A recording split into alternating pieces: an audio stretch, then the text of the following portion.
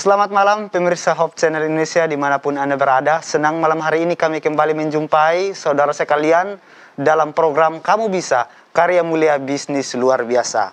Program ini adalah kerjasama antara Hope Channel Indonesia dan ASI, sebuah perkumpulan profesional dan pebisnis awam Advent. Kami yakin melalui program ini sudah banyak pengetahuan dan ilmu yang akan saudara-saudara terapkan dalam kehidupan sehari-hari. Adapun program ini dapat Anda ikuti melalui siaran parabola IndiHome dengan channel 870 dan juga melalui media sosial Hope Channel Indonesia, baik itu dalam media sosial Facebook maupun YouTube. Dan malam hari ini kita akan membahas salah satu topik yang sangat menarik, yaitu potensi usaha kacang medel. Karena kita sedang menerapkan PPKM darurat dan membatasi orang di studio, maka saya, Epi Manu, akan membuka acara ini.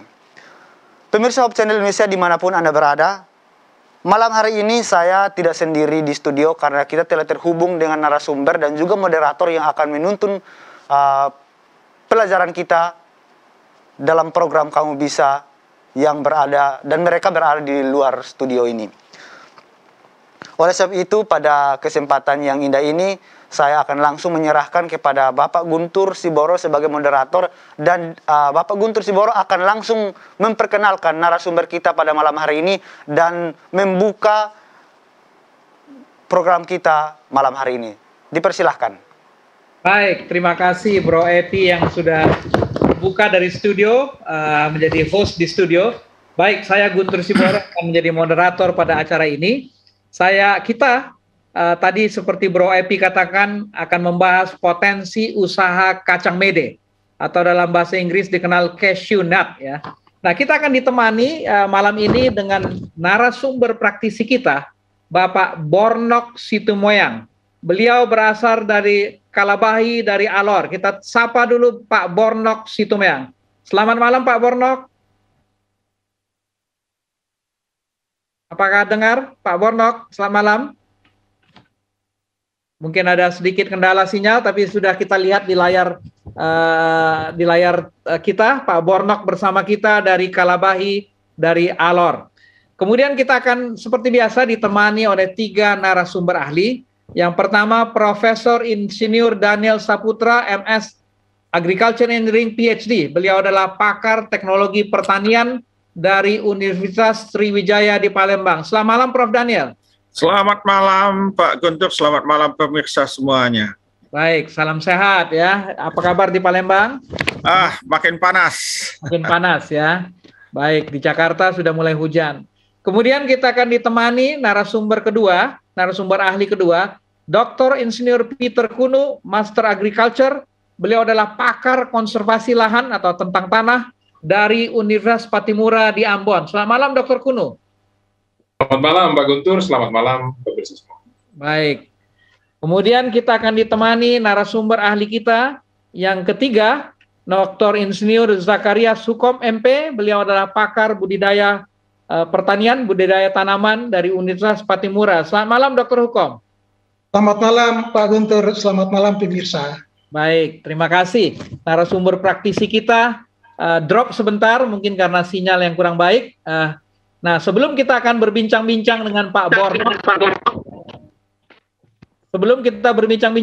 Bornok, kita akan lihat dulu video aktivitas Pak Bornok dari Alor Kalabahi.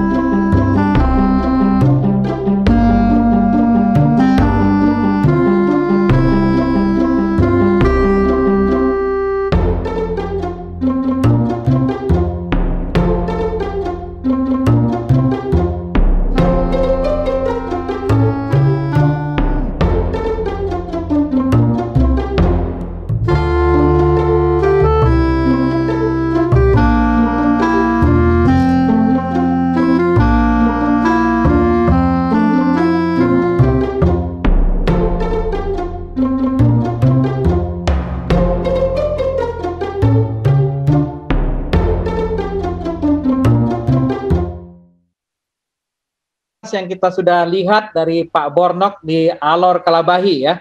Jambu mede atau jambu mete, jambu monyet, duipa atau jambu erang, jambu jipang, jambu dare, jambu masang, sereng atau tapesi. Jadi banyak istilah untuk jambu monyet ini. Saya waktu kecil Pak Bornok sebenarnya sudah sering makan jambu monyet ini ya. Mungkin saya ingin tanya ke Pak Bornok dulu. Ini bagaimana asal-usulnya Pak Bornok mulai mengenal atau menjadi praktisi pertanian jambu mede? Bisa diceritakan sedikit Pak Bornok? Wah, kelihatannya belum tersambung ya, sinyalnya agak susah. Mungkin saya tanyakan ke Pak Hukom dulu, Dokter Hukom ya. Ini varietas-varietas apa yang ada di pasar Pak Dokter Hukom ya? Tadi saya lihat jambu monyet yang ada itu warna kuning, merah ya. Ini mana yang sebenarnya buah Pak Dokter Hukom ya? Apakah jambunya yang jadi buah atau kacangnya yang jadi buah? Ya, baik Pak Siboro, ini jambu mede atau yang biasa disebut di masyarakat jambu mete, itu biasanya awalnya itu adalah tanaman penghijauan di Indonesia sebetulnya. Ada banyak jenis sebetulnya varietas yang berkembang di negara penghasil produksi jambu mete utama seperti di Brasil, di India, dan juga di negara-negara lain. Namun untuk jenis yang ada di Indonesia itu yang tadi saya bilang banyak dipakai untuk masalah konservasi lahan. Nah, jadi tanaman itu dipakai untuk tujuan penghijauan sehingga belum ada perbaikan-perbaikan secara genetik untuk mendapatkan varietas-varietas yang unggul untuk tujuan ekonomi atau bisnis. Namun dengan perkembangan sekarang sudah ada. Jadi yang berkembang di Indonesia itu ada yang jenis mete yang warna buah semuanya itu ada warna hijau, ada kuning, ada merah, ada orange dan macam-macam sehingga itu buah semu. Lalu di bawahnya itu muncul gelendongan yang memang merupakan biji. Nanti dapat gelendongan itu nanti ada biji yang memang dipakai sebagai konsumsi kacang itu kacang. Okay. Ya, jadi itu memang perjalanannya cukup panjang. Nanti dari segi aspek-aspek pengembangan konservasi barangkali Dokter Kuno yang banyak kaitan dengan itu ya. Baik, terima kasih Dokter Hukom. Saya lanjut langsung dengan Dokter Kuno kalau gitu ya. Karena katanya memang ini jambu mete ini atau jambu monyet ini digunakan untuk rehabilitasi tanah kritis ya atau konservasi lahan. Boleh dijelaskan mungkin Dokter Kuno ini asal usulnya bagaimana sehingga bahkan di mana Pak Bornok di NTT di Alor ternyata menggunakan ini sebagai sebagai produk pertanian. Ya, terima kasih Pak Siboro. Jadi memang jambu mede ini merupakan salah satu jenis tanaman pilihan untuk upaya konservasi khususnya dalam melakukan rehabilitasi terhadap lahan-lahan kritis yang ada di Indonesia.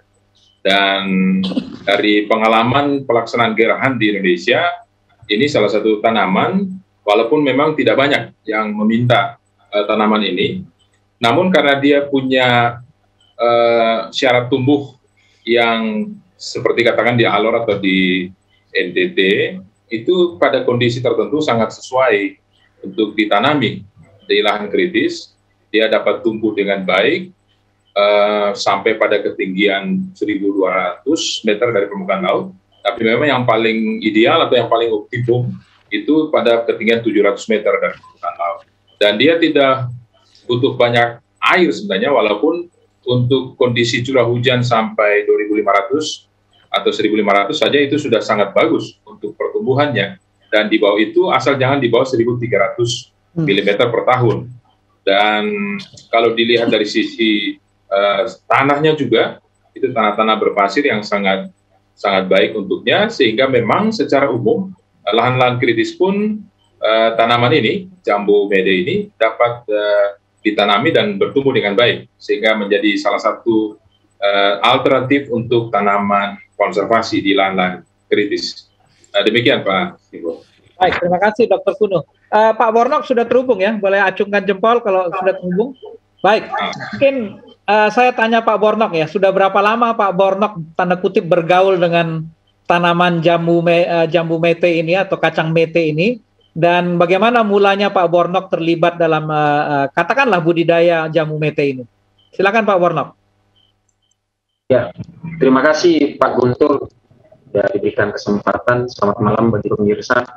Jadi tahun ya masih terbilang muda ya. Jadi tahun 2011 saya menginjakkan kaki pertama di Flores Timur, awalnya di Larantuka. Jadi saya bergabung dengan sebuah perusahaan swasta yang dikelola oleh warga negara India. Jadi saya mulai bergabung hanya sebagai internal audit posisinya pada saat itu. Jadi tahun 2011 kita sudah menimbang mente, kemudian melakukan pendekatan dengan penduduk, lalu memberikan penyuluhan, tapi secara sepintas saja ya, tidak mendetail ke mereka. Yang kita harapkan nanti mereka akan bermitra dengan kita. Tahun 2013 kemudian saya pindah ke Kalabahi di Alor, tapi saat itu masih berpindah ke Flores karena ditugaskan oleh perusahaan. Hingga pada saat ini 2021 ya, kita masih bergerak di bidang mente, khususnya pada musim-musim tertentu. Begitu Pak Guntur. Baik, terima kasih Pak Bornok yang sudah menceritakan asal-usul bagaimana beliau terlibat untuk kacang mente ini. Kalau dilihat tadi kan ada perusahaan asing ya Pak Bornok ya, yang bahkan sampai ke NTT untuk mengembangkan atau berusaha kacang mete ini. Mungkin Prof. Daniel bisa terangkan sedikit ya, kalau sampai ada perusahaan asing, ini nilai bisnis atau nilai ekonomisnya di mana dan seperti apa sebenarnya? Terima kasih Pak. Jadi kacang mete ini merupakan kacang yang favorit ya, selain kacang-kacang lain ya yang digunakan, dan khususnya banyak digunakan untuk makanan camilan ya. Kalau di internasional banyak dicampurkan ke coklat ya. Kalau di Indonesia coklat yang banyak menggunakan kacang mete adalah coklat yang salah satu coklat terkenal di Indonesia ya, yang pabriknya ada di Garut ya, ada di Bandung, dan itu banyak diekspor. Dan juga kacang mete ini banyak digunakan di India dan juga di pasaran internasional. Jadi sebetulnya kacang mete ini banyak digunakan untuk produk ekspor, tetapi tidak menutup kemungkinan jagung mete ini digunakan di nasional. Ya. Jadi di beberapa tempat sentra seperti di daerah Yogyakarta, mete ini diolah sedemikian rupa sampai menjadi makanan oleh-oleh dari Jogja ya, dengan berat sekitar 100 gram dan harga sekitar 30 sampai 40 ribu per 100 gram. Jadi ini sebetulnya nilai tambah dari kacang mete ini sangat besar sekali, dari harganya sekitar 20-30 ribu dari gelondongan. Kalau sudah diolah siap makan bisa sampai 300 ribu bahkan lebih 1 kilo ya. Jadi kalau kita membudidayakan kacang mete ya, dan juga selain dibudidayakan juga diolah ya, diolah pasca panen mungkin sampai setengah jadi, yaitu jadi biji mete yang putih ya, yang siap digunakan tapi masih mentah ya. Nah itu sudah harganya sudah lumayan besar ya, lebih dari 100 ribu sekilogramnya, tentu dengan mutu yang baik ya. Dan pengolahannya tidak terlampau sulit, relatif sulit ya, tinggal kalau kacang mete gelondongan dikeringkan, setelah kering kemudian kita kupas kulit luarnya kemudian dikeringkan lagi yang bagian dalam yang kita sebut dengan kacang mete yang kita kenal, dan kemudian ada kulit arinya. Setelah kering kulit arinya dilepas, jadilah kacang mete semifinal ya, jadi finish produk yang tinggal bisa diolah untuk jadi apapun, tinggal mau digoreng atau dibakar atau dicampurkan ke coklat ya, atau makanan tambahan lainnya ya. Dan kacang mete merupakan kacang yang juga tinggi asam lemak tidak jenuhnya, ya, sehingga bagus bagi kesehatan, bagi kulit, dan juga bagi pencegahan penyakit-penyakit kardiovaskular dan penyakit-penyakit lainnya. Jadi kacang mete ini sampai sekarang permintaannya masih tinggi di pasaran internasional. Ya. Baik, terima kasih Prof. Jadi sesudah jadi kacang metenya dikirim ke luar negeri, balik jadi coklat, harganya mahal sekali ya, Prof ya. Iya, dibeli lagi dari Indonesia. Oleh karena itu dari Indonesia ya. Ya, oleh karena itu di Indonesia kita punya coklat yang menggunakan kacang mete yang terkenal. Saya mungkin sebut saja mereknya Silver Queen, ya, yang juga di pasar internasional kita lihat kadang-kadang kalau keluar negeri dijual di pasar internasional. Jadi itu produk ekspor coklat Indonesia yang banyak mengandung kacang mete. Baik. Selain kacang metenya sendiri, ada nilai ekonomis dari yang lain, dari jambunya atau apa? Baik, jadi kacang mete ini mempunyai nilai ekonomi yang lain selain kacangnya. Pertama tadi buah semu yang kita sebut dengan jambunya itu ya. Jambunya itu adalah buah semu, itu bisa digunakan sebagai jus dan di beberapa tempat digunakan sebagai bahan baku alkohol, minuman alkohol. Dan kemudian dari kulit luar ya, mengandung minyak yang kita sebut dengan minyak mete, itu bisa diperas dan diambil, dan itu merupakan bahan baku untuk campuran cat, ya, khususnya cat anti karat dan cat-cat lainnya ya, dan juga bisa dijadikan bahan bakar, ya, bahan bakar minyaknya. Dan juga ampasnya tadi yang diperas, ampas kulit ini bisa digunakan untuk berbagai produk lainnya. Ya, jadi produk turunannya banyak sekali, ya, mulai dari makanan dan juga bahan baku untuk industri lainnya.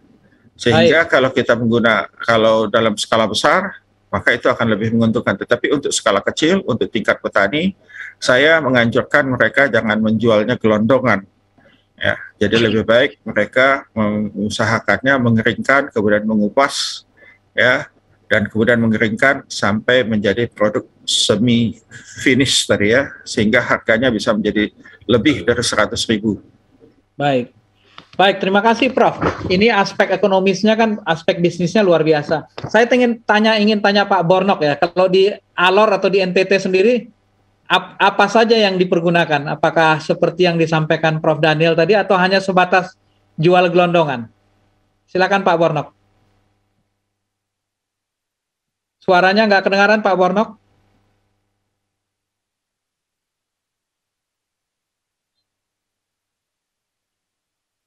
Masih belum? Ini ada gangguan sinyal. Mungkin sinyalnya atau masih belum?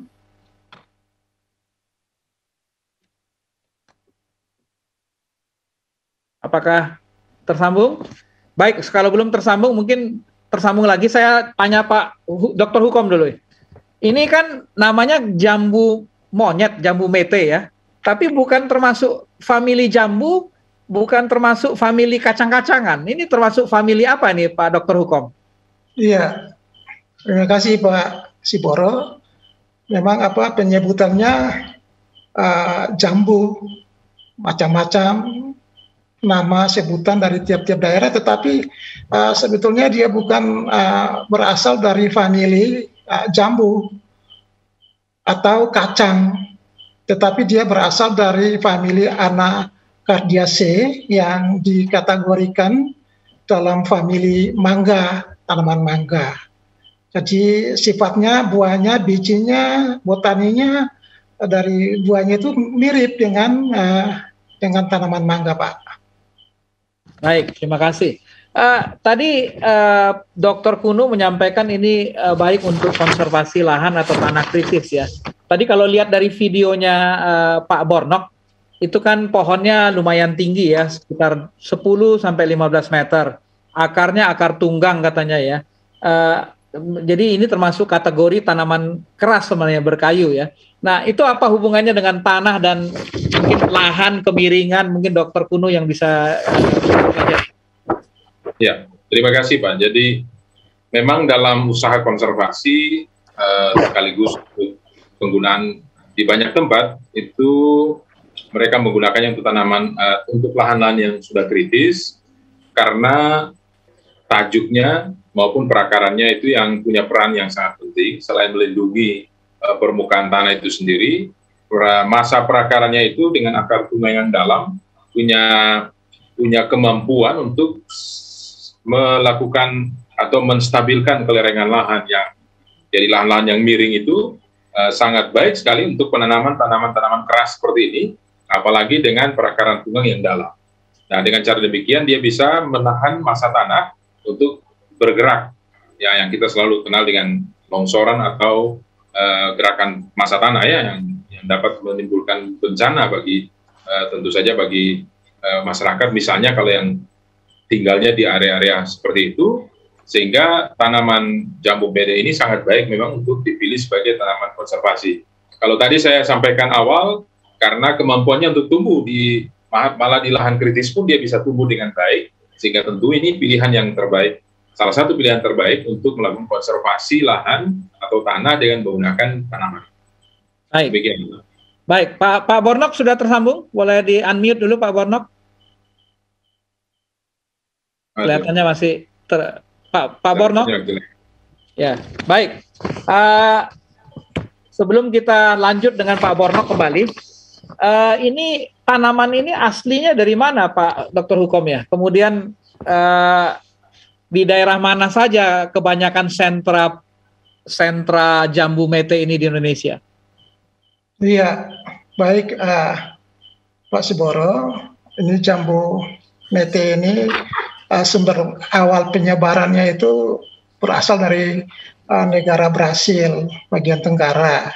Kemudian sekitar 420 tahun yang lalu dia mulai menyebar ke India, dan dari India dia mulai menyebar ke daerah Afrika, masuk ke daerah Madagaskar, kemudian sampai ke daerah Asia, Thailand, Filipina, dan tiba di Indonesia. Dan tanaman ini di Indonesia sendiri yang tadi seperti sudah dijelaskan oleh Dr. Kunu tadi, bahwa banyak digunakan sebagai tanaman-tanaman untuk mengatasi persoalan lahan kritis di Indonesia, karena memang sifatnya itu sangat toleran terhadap lahan-lahan kritis dengan kondisi iklim yang agak ekstrem. Tetapi di samping itu dia punya hasil yang memang cukup baik, punya nilai ekonomi yang tinggi.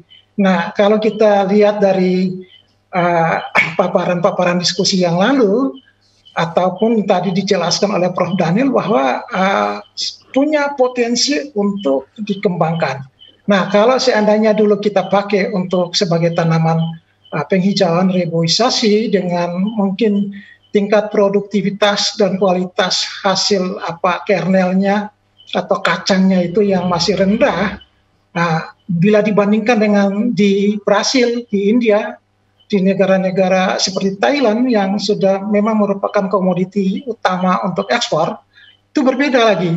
Nah, perlu akan ada mungkin sosialisasi tentang teknik budidaya yang intensif, bukan saja sekedar sebagai tanaman reboisasi, sehingga benar-benar ini bisa mendatangkan nilai ekonomi yang cukup baik untuk petani tanaman jambu mete itu sendiri. Karena saya lihat seperti yang tadi penjelasan dan video yang ditayangkan oleh Pak Borno tadi, bahwa memang belum ada sentuhan teknologi, padahal daerah itu adalah daerah iklim kering yang memang tanaman itu sendiri punya kemampuan untuk bisa menyerap air dan nutrisi dari dalam tanah dengan jangkauan akar yang cukup dalam. Karena itu adalah keunggulan tanaman penghijauan. Tapi kalau seandainya kita budidaya secara intensif dengan mengikuti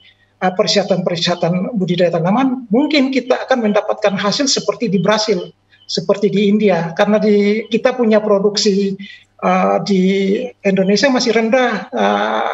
Daerah sentra pengembangan Indonesia itu antara lain ada di Jawa, tapi sedikit saja, tidak terlalu banyak. Tapi yang paling banyak itu di daerah Sulawesi, Selatan dan Sulawesi Tenggara, kemudian penyebaran sampai ke daerah Nusa Tenggara bagian timur, khususnya di daerah sekitar Alor sana, cukup banyak itu.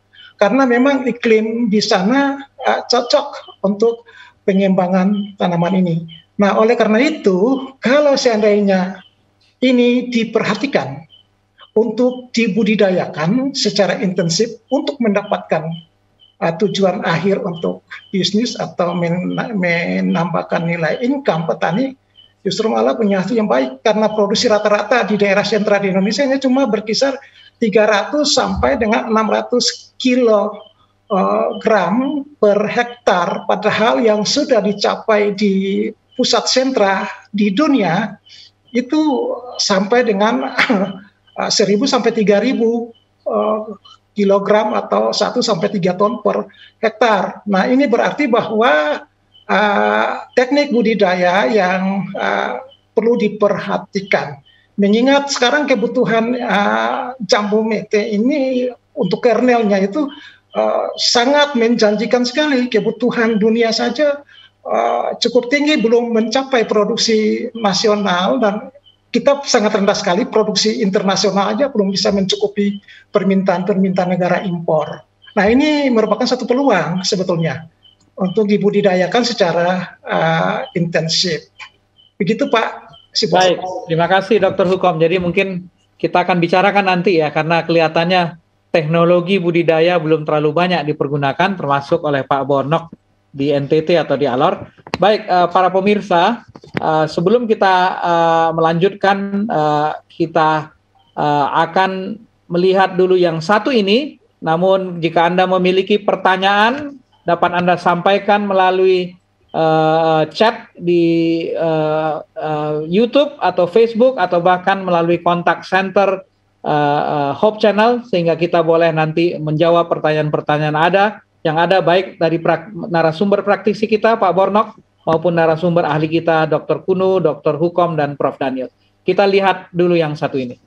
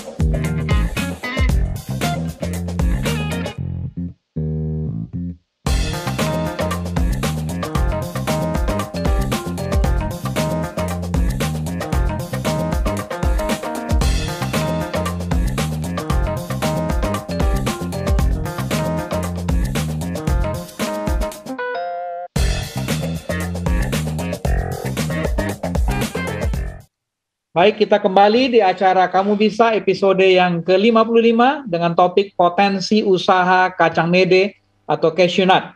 Kita sudah berbincang-bincang dengan narasumber kita, narasumber praktisi kita, Bapak Bornok Situmeang dari Kalabahi, Alor. Kita akan tanya Pak Bornok sedikit.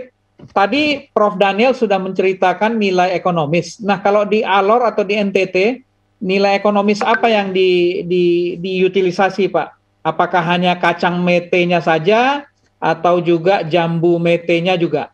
Silakan Pak Bornok. Ya, Pak Guntur, terima kasih. Jadi menambah dari penjelasan Profesor tadi, jadi memang di Alor ini masih minim pengetahuan untuk mengembangkan dari jambu dan juga biji mentenya sendiri. Jadi jambu itu kebanyakan di sini kalau ditimbang kan hanya biji mentenya yang basah ataupun yang keringnya. Jadi jambunya itu biasanya dikasih ke ternak, Pak. Jadi ternak babi atau ternak yang lain yang setahu saya kebanyakan seperti itu. Karena memang belum ada industri rumahan yang membuka untuk membuat olahan lainnya selain hanya kacang mete sendiri, begitu Pak. Ya, sementara kacang metenya sendiri pun gelondongan ya, nggak dikeringkan atau nggak diberikan nilai tambah atau gimana? Iya, hanya gelondongan saja, gelondongan basah dan gelondongan kering, yaitu bermitra dengan perusahaan asing tadi, atau mungkin ada pengepul, penimbang di beberapa tempat di Kalabahi. Hanya Boleh sampai tahu, di situ saja. ya, boleh tahu gambarannya Pak Borno, kalau gelondongan itu biasanya rata-rata harganya berapa? Kalau dikeringkan atau dari basah jadi kering, itu jadi perbedaan harganya kira-kira jadi berapa? Iya, jadi kalau sekarang itu harganya di start season ini kan ya 15 sampai 16 ribu untuk basah saja. Kalau misalnya ada datang petani-petani datang ke gudang untuk menimbang, ya kita beri misalnya harganya 15 sampai 16 ribu. Kalau kering, untuk mendapat kering Pak Guntur, jadi per 1 kilo kita akan mendapat susut 100 sampai 200 gram per 1 kilo. Jadi itu pertimbangan mereka, jadi daripada susut ya kita timbang aja langsung basah. Karena mereka akan dapat uang kas yang lebih cepat Pak, daripada harus dijemur. Seperti Pak Prof. Daniel tadi katakan, nah itulah kewalahan penduduk di sini, begitu Pak. Jadi sebenarnya ini masalah cash flow ya Pak Bornok ya, harus kas ya. Benar Pak, benar sekali Ya. Pak. Tapi mungkin ada saran dari Prof. Daniel ini ya, kalau mau lebih lebih optimal, tentunya ya bagaimana arus kas ini jangan menjadi problem ya. Baik, memang sebetulnya kita tidak boleh menganggap remeh petani kita seperti tadi ya. Petani itu dia hitung-hitungan kalau sudah menjual produknya. Jadi kalau tadi 16.000 1 kilo, kalau dia mesti menjemur sekitar 2 hari, susut sekitar 20%, jadi sehingga dari 100 kilo misalnya tinggal 80 kilo. Kalau harga yang dia dapatkan tadi 16.000 yang basah 100 kilo, dapatnya sekitar 1,6 juta, maka kalau dia dikeringkan 2 hari, kalau dia nggak dapat lebih besar dari 1,6, itu nggak ada price, itu harga perangsang harga bagi petani untuk melakukan hal itu. Ya, dan ini yang seringkali ya terjadi pada petani kita. Ya, mereka memang terpaksa untuk menjual supaya cepat dapat nilai, dan juga kadang-kadang memang para pengepul itu tidak memberi insentif harga, ya, insentif harga yang lumayan. Jadi kalau dia sudah keringkan, dia nunda 2 hari untuk mendapatkan misalnya tadi 1,6 juta. Ya, jadi kalau itu tidak ada lebih besar dari 1,6 juta, mereka pasti tidak mau. Dan memang di para pengepul pasti akan mengeringkannya. Kenapa? Karena kalau tidak dikeringkan, biji semua produk pertanian sebetulnya yang seperti itu, dia akan turun mutunya. Ya, karena reaksi pasca panen, susutnya makin besar, ya, ditumbuhi jamur dan sebagainya. Oleh karena itu, para pengepul pasti mengeringkan. Sebetulnya kalau petani mengerim dalam bentuk kering, ya, itu si pengepul sebenarnya diuntungkan. Hanya saja sering sekali produk yang dikeringkan oleh petani ini tidak mencapai standar mutu yang diinginkan oleh pengepul. Jadi contohnya seperti tadi, dikeringkan sampai kadar airnya sekitar 10%. Ya. Nah, ini kadang-kadang yang dibawa itu sudah dikeringkan, tapi belum sampai 10%. Nah, oleh karena itu, si pengepul pasti tidak akan memberikan insentif harga. Ya. Jadi ini juga si petaninya perlu kita beri penyuluhan atau kita latih agar mereka bisa mengeringkan produknya sesuai dengan standar mutu yang diinginkan oleh pengepul. Dan pengepul mestinya mungkin juga mesti memberi insentif harga. Ya, dan sayangnya karena mete ini belum merupakan bahan kebutuhan pokok, maka dalam hal ini pemerintah tidak memberi harga selling price, ya, harga eceran terendah, Jadi bisa saja sering sekali itu yang menjadi permainan mutu yang dibawa oleh petani, sehingga akhirnya petani terpaksa, ya, daripada repot, lama lagi menunggu, lebih baik dia menjual basah. Jadi itu yang sering terjadi. Dan memang kalau si pengepul pasti dia akan tunggu. Dia akan tunggu untuk jumlah volumenya cukup lumayan, baru dia kering. Dan sementara menunggu ini pasti dikeringkan oleh pengepul atau pedagang pengumpul, ya, pedagang pengumpul, agar dia juga mendapatkan nilai tambah dari produk yang dijualnya. Baik, terima kasih Prof. Daniel. Jadi mungkin ini beberapa saran ya. Saya kira memang saran ini perlu. Ini Pak Bornok, boleh diceritakan sedikit produktivitas per hektar dan berapa lama ini memiliki nilai ekonomis? Kelihatannya Pak Bornok terputus kembali ya. Iya. Ya. Ya.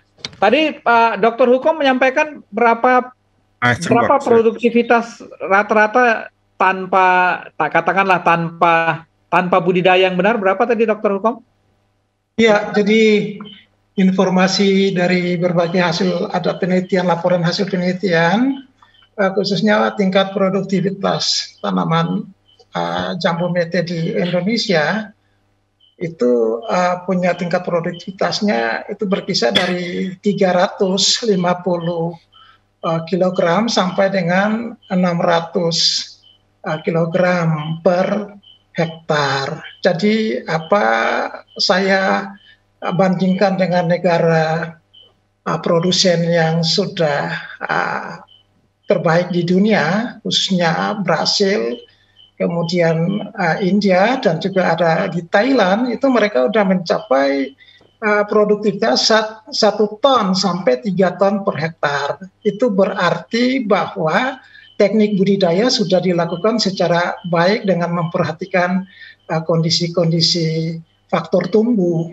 yang bisa menjamin produktivitas dan kualitas hasil, termasuk di dalamnya juga sudah ada pengembangan varietas-varietas unggul yang memang punya tingkat produktivitas dan kualitas yang punya nilai ekonomi tinggi, otomatis seperti itu.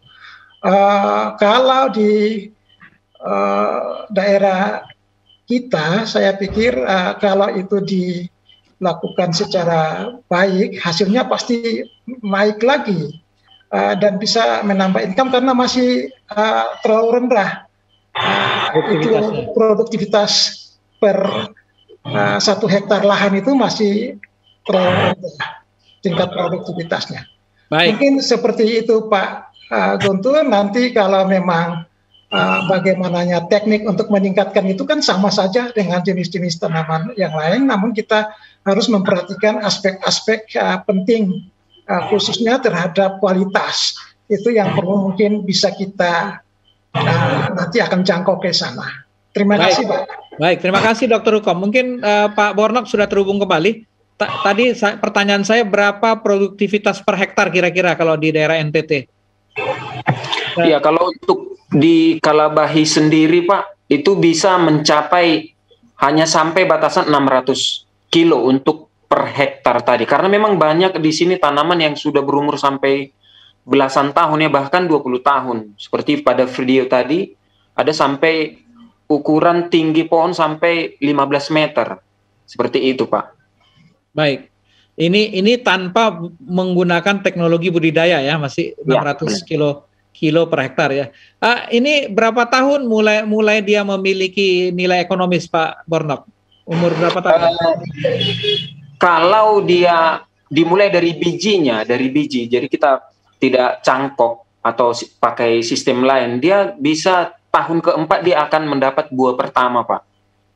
Kalau tepat hujan pada saat dia berbunga, tepat disirami oleh hujan, begitu Pak. Dan memiliki nilai ekonomis sampai berapa tahun? Ya, untuk sampai sekarang bisa sampai 20 tahun lebih. Tetapi produktivitasnya akan menurun. Begitu Pak. Dia akan menurun. Baik. Tadi Pak Bornok sebutkan melalui biji ya. Apakah yang umum melalui biji atau juga stek yang dilakukan?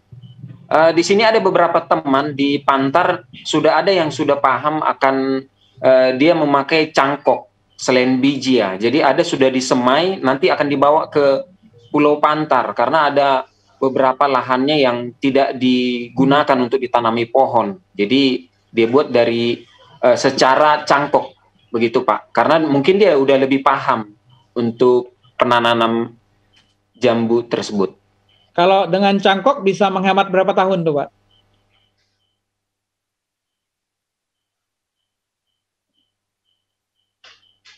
Halo, ya, apakah masih tersambung? Ya, iya Pak. Kalau dengan cangkok menghemat berapa lama? Ada setahun, 2 tahun atau? Kalau cangkok bisa mengejar waktu bisa sampai 2 tahun ya. Karena kan cangkok ini saya rasa lebih cepat ya. Apalagi kalau dia mencangkok dengan cara yang tepat, begitu Pak Guntur. Ya. Mungkin ada komentar dari Dr. Kunu atau Dr. Hukom mengenai apakah vegetatif atau generatif mana yang lebih baik atau seperti apa? Kelihatannya lebih banyak mungkin di NTT masih biji ya, masih generatif. Ya, ya mungkin saya memberikan masukan ya. Jadi tentang perbanyakan stok tanaman jambu mete ini, jadi yang sudah disampaikan oleh Pak Borno tadi ya, banyak yang dilakukan dari biji dan dibibitkan, tetapi juga ada yang dilakukan melalui perbanyakan vegetatif, melalui cangkok. Cuma kalau tanaman yang sudah tinggi ya, memang pencangkokan harus juga berhati-hati. Nah juga ada teknik pengembangan yang lain, yaitu dengan okulasi mata tunas yang disebut dengan tempel, dan yang satu okulasi pucuk yang disebut dengan penyambungan. Jadi ada mata tempel, okulasi, dan pucuk. Nah itu juga bisa digunakan. Nah untuk perbanyakan seperti ini biasanya lebih cepat dari perbanyakan dari biji secara generatif, karena kita menghemat waktu produksi. Karena apa? Pucuk atau mata tunas yang dipakai sebagai bahan sambungan itu berasal dari tanaman induk yang memang sudah punya tingkat produktivitas yang layak ya. Jadi begitu diambil, ditempelkan, mungkin bisa sampai 1-2 tahun udah siap keluar. Sedangkan untuk cangkok, nah cangkok lebih cepat lagi karena diambil dari pucuk yang sudah produktivitas. Artinya bahwa masa juvenil, masa pertumbuhan vegetatif itu sudah dipatahkan. Jadi kita mendapat tanaman yang memang betul-betul bisa cepat berbunga dan berbuah. Mungkin itu adalah sarana yang memang biasa digunakan untuk penanaman tanaman. Tidak berbeda juga dengan tanaman yang lain. Baik. Mungkin Dr. Kuno ada yang mau ditambahkan terkait dengan pembiakan ini? Iya. Saya kalau dari sisi konservasi tentu saja kalau untuk yang teknik vegetatif itu tentu saja tujuannya untuk produksi ya Pak. Tapi kalau untuk tujuan konservasi maka penggunaan biji lah yang terbaik karena dia akan bertumbuh dan perakarannya akan bertumbuh dengan sangat baik sehingga fungsinya itu akan sangat baik untuk konservasi. Di sisi yang lain memang tanaman jambu mete ini kan MPTS ya Pak, jadi dia multi purpose tree species. Jadi selain untuk tujuan konservasi, ada yang dapat dihasilkan. Ya, buahnya, kalau untuk tanaman lain mungkin kayu dan sebagainya. Jadi jambu mete memang salah satu pilihan untuk tanaman konservasi. Tapi untuk konservasi memang harus dikembangbiakan dengan biji. Baik, baik. Jadi selain konservasi ada tujuan lagi produksi ya. Dari sisi konservasi memang paling cocok biji. Sudah ada satu pertanyaan, mungkin kita bisa jawab nanti mungkin Pak Bornok atau narasumber ahli kita. Selamat malam, bagaimana cara mendapatkan bibit kacang mete? Ini pertanyaan praktis. Pak Bornok, kalau di sana mendapatkan bibit kacang mete dari mana? Ya, sebenarnya ini kan masih, kalau dari penyuluhan dinas terkait, saya rasa mereka belum terlalu fokus ke mente saja begitu, karena ada tanaman lain sekarang selain mete yang ditanam. Jadi kalau memang ingin mendapatkan bibitnya boleh saja nanti kita kirim begitu. Tapi kan ini berat, biasanya kan bisa sampai puluhan kilo ya. Jadi per 1 kilo basa itu kita bisa dapat biji 225 kalau untuk untuk dataran alur sendiri. Jadi bijinya agak besar-besar gitu kalau basah. Begitu, satu kilo berapa? 200-an tadi ya? 200-an. Nah, tapi kalau di Flores lebih besar lagi. Nah, kalau Pulau Solor lebih besar lagi, lebih kecil-kecil lagi. Jadi bisa sampai 250 untuk untuk kering, bukan basah ya, untuk kering. Biji keringnya saja begitu. Baik, mungkin nanti yang memerlukan contoh bibit bisa ditunjukkan. Tadi kelihatannya Pak Bornok ada bawa beberapa contoh. Jadi saya bawa bukan beberapa lagi, ini ada hampir 3 kilo teman saya di tangan. Ini ada yang setengah kering ya. Inilah biji mente di ujung buah yang sering kita lihat, jambu mente. Jadi nanti kebanyakan alat untuk kacip itu dia menyerupai bentuk biji ini. Jadi dia kita kacip. Kalau untuk kualitinya itu sendiri, jadi kita buka seperti ini dia. Ada guntingnya sendiri untuk quality. Nah, akan kita buka dan kita lihat isinya. Begini.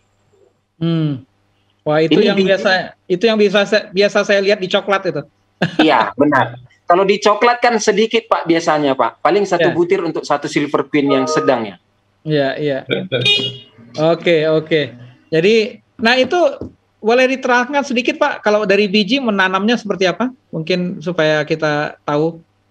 Jadi biji yang seperti apa yang ditanam untuk kembang biak? Halo, kedengaran Pak Bornok? Aduh, gangguan. Kelihatannya kurang agak masalah. Baik. Tadi Pak Dokter Hukum mengatakan kelihatannya dari diskusi kita dengan Pak Bornok ini belum dilakukan teknik budidaya yang katakanlah yang baik ya. Saran-saran dari Dokter Hukum kira-kira untuk supaya meningkatkan produktivitas apa-apa yang perlu diperhatikan untuk teknik budidaya kacang mede ini? Iya. Terima kasih Pak Siboro. Jadi pada prinsipnya untuk kita tingkatkan produktivitas dan kualitas itu kita harus orientasi memperhatikan 2 hal penting. Yaitu yang pertama hal dari varietas tanaman atau bibit tadi yang betul-betul berasal dari sumber genetik yang punya produktivitas dan kualitas baik. Itu pertama. Yang kedua, kita harus mengelola faktor-faktor tumbuh. Faktor tumbuh yang paling utama untuk jambu mete adalah kecukupan sinar matahari, karena itu memang sangat penting dia butuh sinar matahari full. Yang kedua, dia butuh nutrisi dari dalam tanah. Ini kan satu paket seperti yang sudah kami jelaskan pada episode yang lalu, bahwa air dan nutrisi pupuk nutrisi dalam tanah ini harus satu paket. Sehingga perlu untuk penanganan secara budidaya yang intensif barangkali dilakukan yang namanya sistem pemeliharaan, pemupukan harus ada, dan pengairan harus ada. Pemupukan itu bisa pemupukan dengan organik maupun dengan pemupukan penambahan pupuk-pupuk buatan bila kondisi tanah itu sudah minim kandungan haranya. Jadi kita bisa tambahkan sehingga betul-betul tanaman itu dia bisa produksi dengan tingkat produktivitas dari tahun ke tahun secara stabil. Karena ini nanti dia mencapai ukuran maksimal produksi pada umur 20 tahun ya. Tapi kalau dipelihara dengan teknik budidaya yang tepat, itu nanti dia akan bisa mencapai sampai 50 tahun. Dan kalau itu memang benar-benar kita konsen untuk pemeliharaan yang intensif, produktivitasnya mungkin bisa dipertahankan terus, dan ini berarti bahwa sangat menguntungkan dari segi ekonomi. Namun harus ada biaya yang dikeluarkan untuk budidaya ini, harus biaya yang dikeluarkan. Baik, kemudian saya tambah sedikit tentang tadi menyangkut media bahan-bahan untuk pembibitan atau bahan tanaman yang tadi ditanyakan, itu juga bisa dibuat sendiri dari biji nanti dapat sumbernya kalau dikirim oleh Pak Borno bisa di pembibitan kemudian ditanam. Nah kalau umpamanya dari tanaman yang sudah dewasa untuk mendapatkan bibit asal vegetatif, nah itu bisa nanti kita bisa ambil, cuma nah itu perakaran dari perkembangbiakan vegetatif itu kan dangkal. Jadi kalau tidak melakukan teknik pengairan yang secara teratur pada musim kemarau yang ekstrim, itu pasti berpengaruh terhadap penurunan produktivitas dan kualitas hasil. Itu biasanya terjadi seperti itu. Mungkin itu yang bisa saya tambahkan. Baik. Terima kasih Dr. Hukom. Tadi mungkin boleh ditambahkan Pak Bornok, kelihatannya teknik budidaya yang dilakukan di NTT belum terlalu dibudidayakan ya. Ini apakah ada pemupukan atau pemeliharaan seperti apa? Silakan Pak Bornok. Ya, untuk sampai saat ini saya lihat pengalaman kalau di dataran Alor atau di Pulau Pantar sendiri, mereka masih minim untuk melakukan pemupukan, mungkin pemberantasan hama atau perawatan lain selama itu tidak berbuah. Tetapi kalau pada dia masuk kepada masa-masa berbunga, bahkan dia mau panen, nah itu baru masyarakat sendiri, penduduk petani itu sudah sudah bahkan tidur di kebunnya. Jadi membuat rumah-rumah kecil untuk menjaga mente tersebut karena sudah masa-masa panen. Nah itu tadi untuk membangkitkan atau menambah nilai produktivitasnya memang sangat minim. Jarang kita lakukan pemupukan, Pak Guntur. Jadi seperti itu yang kita lihat di sini. Jadi masih banyak peluang seperti yang Dr. Hukom katakan untuk meningkatkan teknik budidaya ya, sehingga produktivitasnya meningkat. Ini ada satu pertanyaan mungkin yang datang dari pemirsa kita. Kelihatannya Prof. Daniel mungkin bisa jawab atau Pak Bornok juga bisa tambahkan. Dari Relay Silalahi, boleh tanya, mente selain digoreng, boleh diolah jadi apa lagi ya? Mungkin Prof. Daniel, selain digoreng katanya. Jadi mete, yang pasti mete itu sebelum dikonsumsi mesti dimasak dulu. Karena ada satu enzim yang alergi bagi beberapa orang, jadi mesti dipanaskan pada dasarnya. Jadi dia bisa dipanggang. Kalau digoreng tentu minyaknya bertambah dari minyak luar, tapi digoreng. Kalau dipanggang, jadi kebanyakan kalau di industri itu dipanggang, ya tidak di ini, baru ditambahkan ke makanan lain. Dan mete ini bisa macam-macam, bisa diiris, dibuat ya ke kue, ditambahkan ke berbagai jenis makanan, ya berbagai jenis makanan bisa ditambahkan, ya. Dan pada umumnya kalau di Indonesia yang sudah banyak dibuat orang itu adalah sebagai kacang camilan, ya, dan lumayan harganya. Dan juga ya banyak juga para ibu-ibu buat itu untuk kue, ya diiris kacang metenya tipis, kemudian ditaruh di atasnya.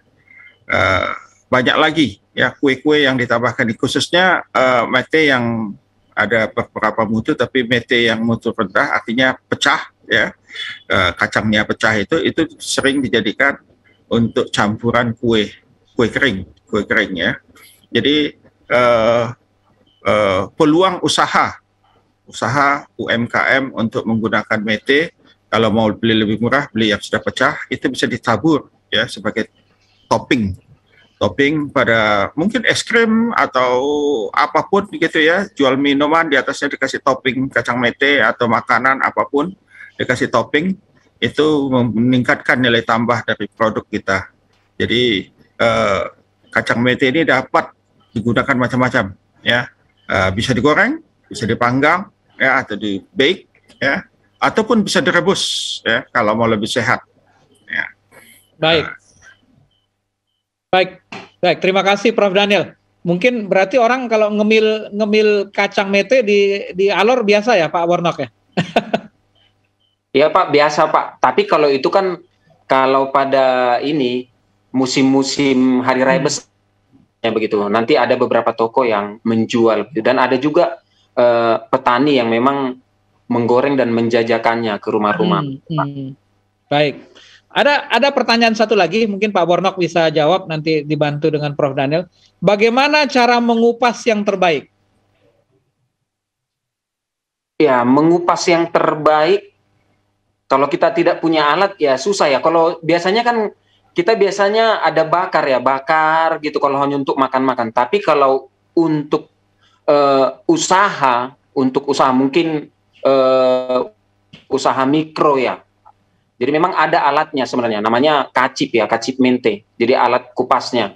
Dan mente ini dia mesti dijemur supaya kita dapat hasil yang terbaik. Kalau tidak nanti minyaknya akan bercampur, jadi susah untuk dicungkil. Jadi sangat mudah sebenarnya kita lakukan untuk pengupasannya sendiri ya, begitu. Sudah banyak di pasaran Pak Guntur dijual alatnya. Baik, mungkin Prof. Daniel mau tambahkan? Ya baik, jadi mutu mete, kacang mete yang terbaik adalah dia utuh. Jadi kalau seperti tadi kita menggunakan alat gunting atau apa yang seperti ditunjukkan oleh Pak Bornok itu hanya terbelah, jadi pecah dua bijinya ya, bijinya lepas dua dan itu biasanya dicungkil ya. Tapi itu masih panas dulu, sudah dikeringkan ya. Jadi kalau kacip dia hanya memotong bagian luar kulit ya, kemudian dicongkel ya, dilepaskan, dicongkel, kemudian dicongkel secara tradisional ya, secara manual. Dilepaskan, dapatlah biji yang utuh, bukan belah ya. Dan ini yang mutu A. Ya. Kalau dia terbelah seperti tadi, terbelah dua, itu sudah mutu B. Kalau dia ada patah, itu sudah mutu C. Kalau putahannya banyak kecil-kecil, itu sudah mutu D dan seterusnya. Ya. Jadi harga tadi yang saya sebut tadi, harga yang di atas 200 bahkan ada sampai 300.000 itu adalah yang utuh, bulat, dia tidak lepas. Mutu, ya, mutu jadi A ya? Yang mutu A. Ya, jadi para petani kalau mau itu memang perlu keahlian khusus ya, keahlian khusus artinya pengalaman. Dan salah satu kelemahan dari kacang mete ini, pengolahannya masih banyak menggunakan tangan.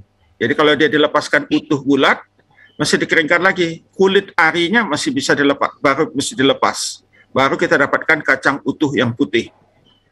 Ya, nah itu yang mutu. Dan walaupun di negara-negara yang kita ekspor, itu semuanya masih banyak alat-alat yang sudah dicoba begitu ya, tetapi masih secara manual hasilnya jauh lebih bagus daripada menggunakan mesin ya. Mesinnya itu belum ketemu yang bagus. Ada yang bagus tapi mahal ya. Sehingga orang tetap beralih ke masih menggunakan kacip.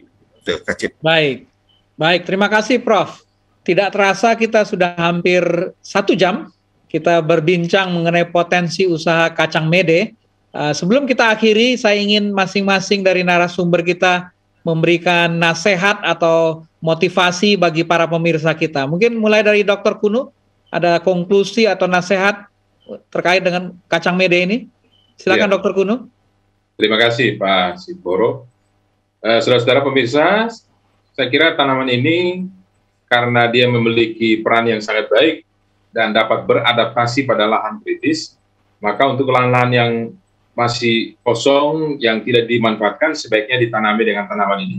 Karena selain dia dapat mengkonservasi tanah atau lahan di daerah itu, dia juga dapat memberikan penghasilan, dan apalagi kalau pasok dengan teknologi budidaya yang baik, tentu hasilnya akan lebih baik. Dengan demikian, berbagai tujuan bisa dicapai, dan terutama memberikan penghasilan bagi masyarakat, petani, dan juga sekaligus melindungi lahan di mana dia ini. Demikian. Baik, konservasi lahan dan budidaya ya, jadi itu tujuannya. Dr. Hukom, ada pesan dan motivasi bagi pemirsa kita terkait dengan kacang mede? Iya, jadi kacang mede ini punya prospek yang baik, dan produktivitas di dalam negeri sendiri itu belum mencukupi kebutuhan permintaan dunia. Jadi ini merupakan satu peluang untuk bisa mengadakan usaha pengembangan tanaman mete, namun dengan catatan bahwa kita harus memperhatikan proses budidaya yang tepat dan baik, teristimewa untuk kecukupan air dan nutrisi, sehingga betul-betul kita bisa mendapatkan hasil yang baik. Karena pecahnya kernel pada waktu pengolahan itu disebabkan karena kualitas asupan nutrisi yang kurang bagus, sehingga mudah patah pada waktu pengolahan. Kalau kita berikan nutrisi yang tepat, berarti utuh, tidak mudah dia rusak pada waktu pengolahan. Ini adalah teknik yang paling baik. Jadi begitu, Pak. Terima kasih. Ya, peningkatan produktivitas melalui teknik budidaya ya. Prof. Daniel, silakan. Baik, jadi bagi para petani atau penggiat kacang mete, saya menganjurkan lakukan pengolahan. Ya, pengolahan kacang mete ini jangan dijual gelondongan, tetapi adalah kacang yang telah diolah, karena disitulah nilai tambah terbesar yang bisa didapat oleh pengusaha atau penggiat kacang mete. Baik, terima kasih Prof. Pak Bornok sebagai praktisi, ada motivasi, nasihat kepada pemirsa kita? Baik, para pemirsa yang telah mendengar diskusi saat ini, melanjutkan dari Prof. Daniel, bahwa kita bisa mulai dari sekarang. Tidak perlu bagi mereka yang tidak memiliki lahan, ya kami bisa mendukung melalui pembibitan atau mungkin melalui kacang dalam bentuk gelondongan yang belum dikupas. Dan kita akan teruskan karena kita bisa mendistribusi di tempat di mana kita berada agar bertambah nilai ekonomis di rumah tangga, khususnya rumah tangga yang memang sangat kesusahan pada saat ini. Dan pada bulan 8 ini kita akan mulai musim panen mente, buah pertama, dan panen raya bulan 10 dan nanti diakhiri di bulan 2 atau 3. Jadi mari bersama-sama karena kita bisa, kamu bisa. Terima kasih. Baik, terima kasih. Luar biasa marketing skills dari Pak Bornok ini ya. Baik, terima kasih para pemirsa yang sudah bersama kita 1 jam lamanya. Terima kasih kepada praktisi kita, narasumber praktisi dan narasumber ahli kita. Saya kembalikan ke Bro Epi di studio. Memoderasi pembahasan kita pada malam hari ini, dan juga terima kasih para narasumber dan narasumber praktisi yang telah bergabung bersama dengan kita untuk membahas pembahasan yang sangat luar biasa, dan semoga apa yang telah kita dengar bersama ini boleh menjadi pedoman dalam setiap bisnis yang kita jalani dalam kehidupan kita sehari-hari. Dan pemirsa Hope Channel Indonesia dimanapun Anda berada, jangan lupa untuk terus menonton program-program yang ditayangkan oleh Hope Channel Indonesia setiap hari, karena melalui program-program yang ditayangkan ini dapat memotivasi kita untuk lebih hari lebih dekat dan lebih setia kepada Tuhan. Kami juga tak lupa mengundang sahabat Hope Channel Indonesia, di mana sepanjang 2 minggu ini akan ada KKR-Net yang dilakukan oleh Uni Conference Indonesia Kawasan Timur dengan tema Kasih Karunia Allah. Dan kegiatan KKR ini dimulai dari tanggal 2 sampai 14 Agustus 2021 pukul 17:30 waktu Indonesia bagian Barat, dan dilakukan dari hari Minggu hingga hari Jumat. Dan khusus untuk hari Sabtu akan dimulai lebih cepat, yaitu pukul 7:00 waktu Indonesia bagian Barat, dan juga pukul 8:00 untuk waktu Indonesia bagian Tengah, dan pukul 9:00 untuk waktu Indonesia bagian Timur. Karena akan ada live dari studio kita di Manado, Sulawesi Utara. Oleh sebab itu kami mengundang semua keluarga, teman, sahabat, kerabat untuk menerima pekabaran firman Tuhan melalui kasih karunia Allah yang begitu nyata bagi kehidupan kita. Akhir kata, saya Epi Manu bersama dengan kru yang bertugas malam hari ini pamit undur diri. Selamat malam, Tuhan Yesus memberkati.